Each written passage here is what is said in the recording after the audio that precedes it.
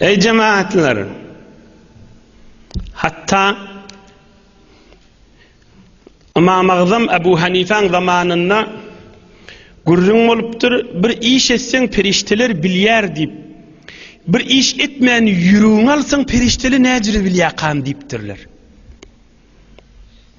Niyetin alıya bir qavu iş edecek deyip, yönü hadir edene akşanı.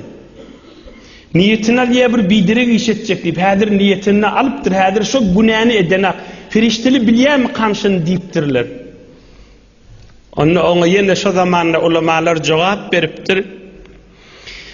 Vakt bir adam qavu iş edecek deyip niyetini alanına, yüreğinden atır kokuya deyiptir.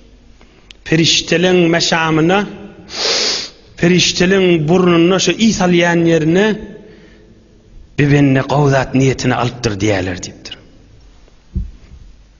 Bir direk zat niyetini alsa, bir bakilçılık, bir içigaralık, bir mızahımlık, bir eziyet, bir gıybet, bir töhmet, birinin aybını tapmak, bir mızahımçılık yüreğine alınna, yüreğinden porsuluk kokuya deyiptir.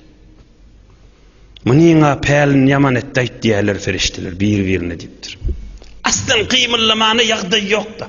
Kıymıllamanı yüreğin kıymıllatmanı hal yok da. Hudayın yanında necde periştelere şeyli oluptu. Rabbul aleminin yanında ne